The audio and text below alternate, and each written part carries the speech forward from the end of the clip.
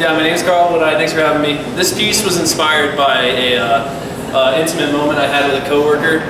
She came up to me and immediately started crying and told me about something that happened in her life that she felt ashamed to admit. And she immediately apologized to me for it, and I felt like that was a moment where I appreciated what she had to say, and I think we should have more of those. So that's what this piece is about. It's called Introverted. I despise weather talk. I hate hearing people complain about traffic. I dread when people ask me, "What do you do?" And I say, "About what?" And they usually pause for a second when I respond like that to such a vague statement. I always search for clarification like, what do I do for work? Or what do I do for fun? Without hesitation, they respond by saying, work. I loathe that question. I work to pay my bills and feed my family. What I do for work and what I do for my soul are two entirely different animals. I detest when I ask the rhetorical pre-programmed question, how are you doing? And I hear crickets fill all the spaces and lies follow when they tell me, I'm good. Oh, are you really good? Are you not moody today? Are you not irrational? Are you not upset? Or a bit dreary?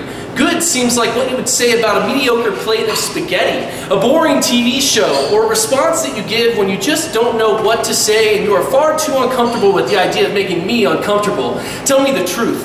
Tell me about the echoes that rattle your spine, rattle your bones and send chills down your spine. I am fine with uncomfortable. Tell me about the orgasms you felt when you finally fell into the pit of passion and got lost. Tell me about how hard it was to climb out.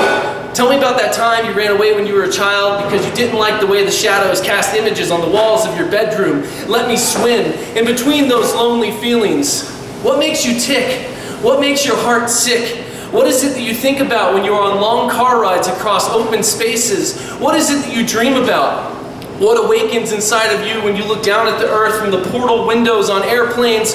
What is it that fuels the gears inside the machine of your mind? Tell me about those times when you were so angry you literally felt like your head was going to rupture like a baby grape tomato and splatter all over the teacher's chalkboard. Tell me about that girl you had a crush on and the love affair you had with her, how you had the same birthday and the same interests, and you believed it was a sign that you were meant to be together.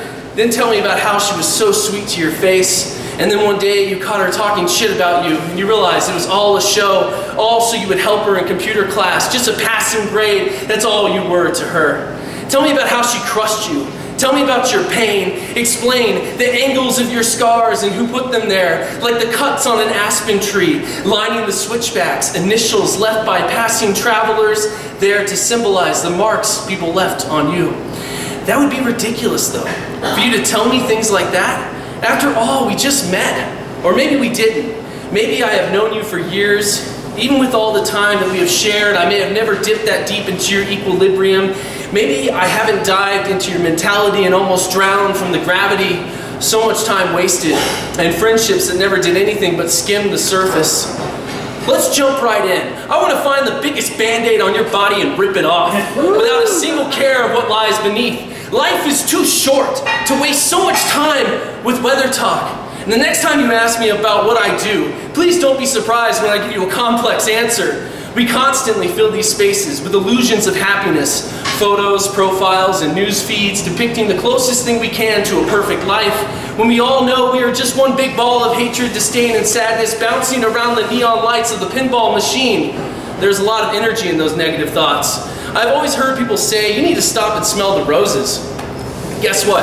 We also need to stop and smell the trash. In life, we cannot have a single appetizer of happiness without a small garnish of suffering. I want to relish in that suffering. I want to roll around in the mud wearing nothing but white clothes, and afterwards allow the whole world to witness my crusty, dry stains left over from that moment. That moment when I stopped wasting time and I found your heart beneath your version of kind. Thank you.